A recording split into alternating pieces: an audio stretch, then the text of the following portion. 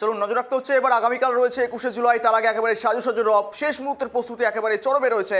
শহীদ দেখাবো আপনাদের সামনে, এখানে দাঁড়িয়ে থেকে বলা যেতে পারে 21শে জুলাইয়ের আগে শহীদ স্মরণ তৃণমূলে রয়েছে এবং সেই মহাসমাবেশের আগে এই মুহূর্তে দাঁড়িয়ে প্রস্তুতি কিন্তু একেবারেই চরমে, তুঙ্গে রয়েছে প্রস্তুতি পর্ব এবং সেখানে সেন্ট্রাল পার্ক থেকে শুরু করে বেশ কিছু জায়গায় থাকার ব্যবস্থা করা রয়েছে কর্মী সমর্থকদের জন্য। ধর্মতলায় তৃণমূলের মহাসমাবেশ প্রস্তুতি একেবারেই তুঙ্গে। ছবি দেখুন, ছবি দেখাচ্ছি আপনাদের সামনে। ধর্মতলা চলো লাখো কর্মীর ঢল কলকাতা মুখী, আর সেখানে সাজো সাজো রব, একেবারেই মনোজানো হতে পারে আপনাদের দেখে। রং মেশানো একেবারে সাজানো শহর। এই সমস্ত বিষয় নিয়ে ইতিমধ্যেই গ্রাউন্ড জিরো থেকে জুড়ে রয়েছে আমার সহকর্মী সুপর্ণা। যাবো তার কাছে সরাসরি কথা বলবো। সুপর্ণা, একেবারে তুমি গ্রাউন্ড জিরোতে রয়েছো।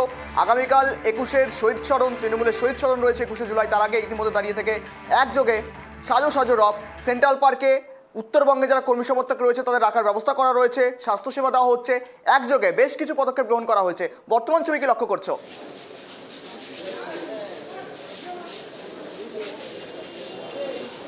একেবারেই দেখো, শুধুমাত্র সেন্ট্রাল পার্ক এমনটা নয়, গীতাঞ্জলিতেও কিন্তু থাকার ব্যবস্থা করা হয়েছে। প্রায় 25 থেকে 30,000 কর্মী সমর্থকদের থাকার ব্যবস্থা করা হয়েছে। এই মুহূর্তে যে ছবি তোমায় দেখাবো, যে সেন্ট্রাল পার্কের গীতাঞ্জলি স্টেডিয়ামে রয়েছি আমি, এই মুহূর্তে দেখতে পাচ্ছ প্রচুর কর্মী সমর্থক রয়েছেন এবং এখানে যে গোটা বিষয়টির দায়িত্বে রয়েছেন সুশান্ত ঘোষ, তিনিও রয়েছেন। তার সঙ্গে কথা বলার চেষ্টা করবো এবং এখানে রয়েছেন বিধায়ক ইন্দ্রনীল সেন, তার সঙ্গে কথা বলার চেষ্টা করবো। দাদা, এই আজকের এই যে এখানে যে ব্যবস্থা, কত কর্মী সমর্থকদের জন্য ঠিক কি কি ব্যবস্থা করা হয়েছে?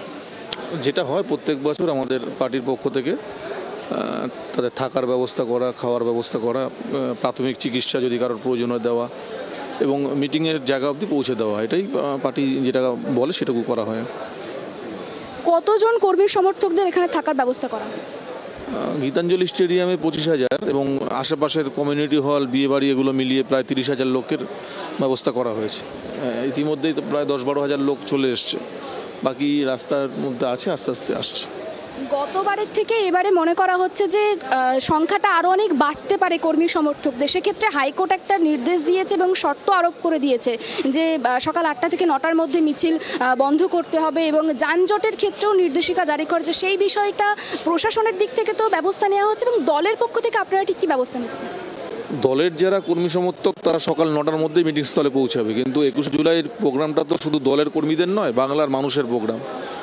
মানুষ কখন রাস্তা নেবে তার দায়ভার আমার দল নিতে পারবে না। দলের যারা কর্মী তারা 9টার মধ্যেই পৌঁছে যাবে।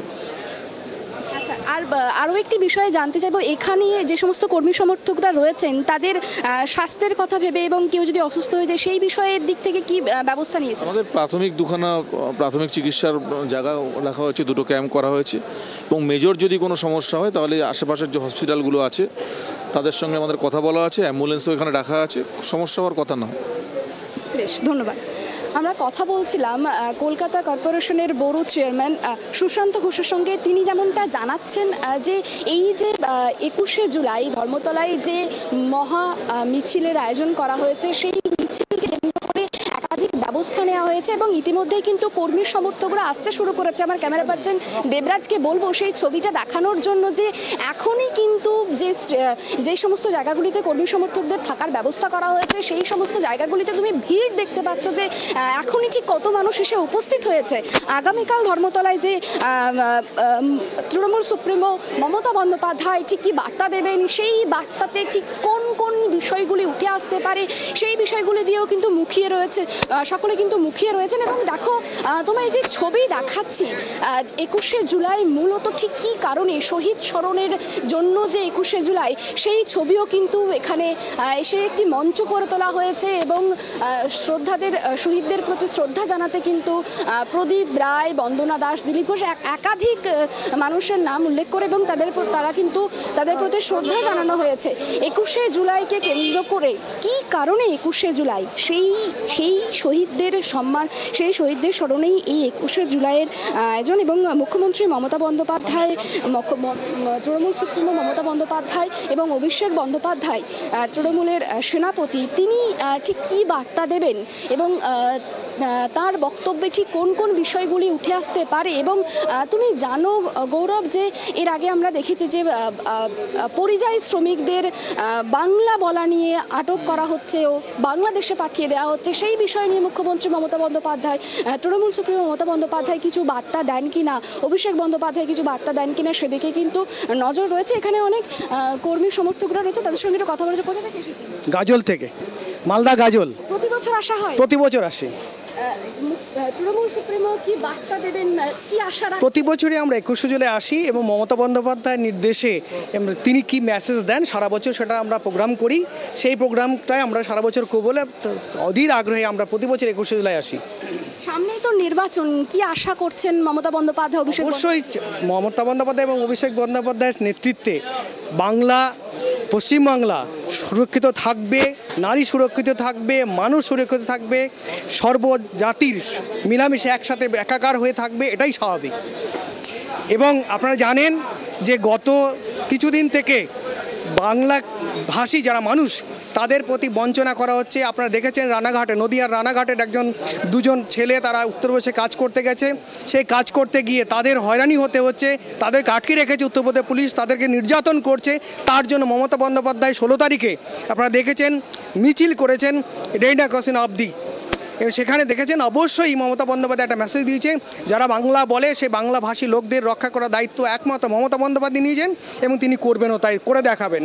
এই যে আপনারা কর্মী সমর্থকরা এসেছেন, এখানকার ব্যবস্থা কীরকম রয়েছে? দারুণ ব্যবস্থা। এখানে যিনি আছেন সুশান্ত ঘোষ নাম বলছি আমি, তিনি দারুণ পরিষেবা দেন এবং এখানে যারা আছেন ভলেন্টিয়াররা দারুণ পরিষেবা দেন এবং খাওয়া দাওয়া থেকে শুরু করে থাকার ব্যবস্থা দারুণভাবে করেন।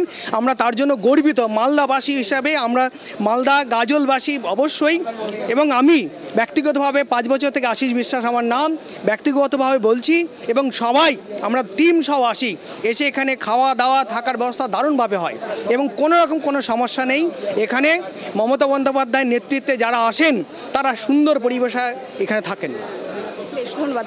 আপনি কোথা থেকে এসেছেন? আমি মালদার হরিশ্চন্দ্রপুর। আপনি কি সবাই মালদা? আমরা মালদা, আমরা কারণ এই যে আমাদের গীতাঞ্জলি স্টেডিয়ামটা মেনলি মালদার জন্যই করা হয়েছে।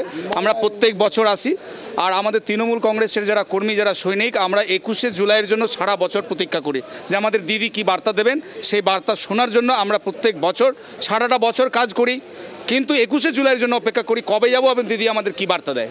আর এবার আমাদের জন্য এই 21শে জুলাই এবার বিশেষ একটা সুযোগ আমাদের কাছে, কারণ 26শে নির্বাচনের আগে আমাদের শেষ 21শে জুলাই সমাবেশ।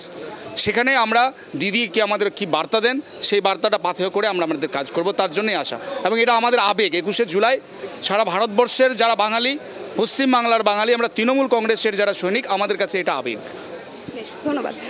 দেখো, যেমনটা শোনাচ্ছিলাম যে এখানকার যে কর্মী সমর্থকরা তারা কিন্তু যেমনটা বলছেন যে প্রতি বছরে কিন্তু তারা আসেন এবং তারা প্রত্যেক বছরই কিন্তু মুখিয়ে থাকেন তৃণমূল সুপ্রিমো এবং অভিষেক বন্দ্যোপাধ্যায়, তৃণমূলের সেনাপতি, তিনি ঠিক কি বার্তা দেন সেই বার্তার দিকেই কিন্তু মূলত তাকিয়ে থেকে কিন্তু তারা মূলত এখানে আসেন। এবং দেখো যে বিষয়টা বারবার তারা বলছেন যে তারা প্রতি বছরই আসেন এবং এই বার্তা অত্যন্ত গুরুত্বপূর্ণ, অত্যন্ত তাৎপর্যপূর্ণ। তার একটাই কারণ, সামনে বিধানসভা নির্বাচন রয়েছে, সেই বিধানসভা নির্বাচনের আগে শেষ 21শে জুলাই এটা। এবং সেক্ষেত্রে তৃণমূল সুপ্রিমো ঠিক কী বার্তা দেন, অভিষেক বন্দ্যোপাধ্যায় কী বার্তা দেন, সেদিকেই কিন্তু নজর রয়েছে। সুপর্ণা, দেখো লাখো কর্মীর ঢল কলকাতামুখী। ইতিমধ্যে যা মনে করা হচ্ছে আগের বছরের তুলনায় এবছর অত্যন্ত বেশি পরিমাণ সংখ্যক কর্মীরা, কর্মী সমর্থকেরা জমায়েত করতে পারেন। কিন্তু সেখানে দাঁড়িয়ে থেকে একেবারে কলকাতা উচ্চ আদালতের নির্দেশিকা রয়েছে, নির্দেশিকাকে যানজট মুক্ত রাখতে হবে, কলকাতার শতসাপেক্ষ মিছিল করার অনুমতি দিয়েছে, সমাবেশের অনুমতি দিয়েছে। তারপর কি মনে হচ্ছে সুপর্ণা, নিশ্চয় গাঞ্জতে রয়েছে, লক্ষ্য করছো মূলত লাখো কর্মীর সমাগম ঘটবে, সেখানে দাঁড়িয়ে থেকে কি কলকাতা হাইকোর্টের নির্দেশকে কি মান্য করা সম্ভব হবে তৃণমূল কর্মী সমর্থকদের জন্য? Tribe TV Bangla. বাংলা, হ্যাঁ।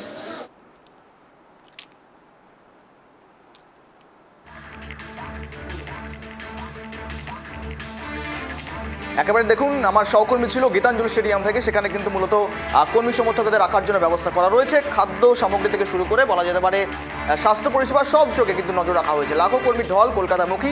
আগামীকাল আবার উচ্চ আদালতের নির্দেশও রয়েছে, নির্দেশ অনুযায়ী যানজট মুক্ত রাখতে হবে, 8টা থেকে 9টা পর্যন্ত মিছিল করা যাবে না। আর সেখানে দাঁড়িয়ে থেকে লাখো লাখো মানুষের সমাগম আদতেও কলকাতা উচ্চ আদালতের নির্দেশ কতটা মান্য করা সম্ভব হবে এই কথা কিন্তু এখনো পর্যন্ত বলা যাচ্ছে না। কিন্তু দেখুন, ইতিমধ্যে ধর্মতলায় তৃণমূলের মহাসমাবেশের উদ্দেশ্যে লাখো লাখো কর্মী সমর্থক রওনা দিয়ে দিয়েছেন। অনেকেই সেখানে পৌঁছে গিয়েছেন, তারা থাকছেন সেখানে, নাইট স্টে করবেন। আগামীকাল রয়েছে মহাসমাবেশ।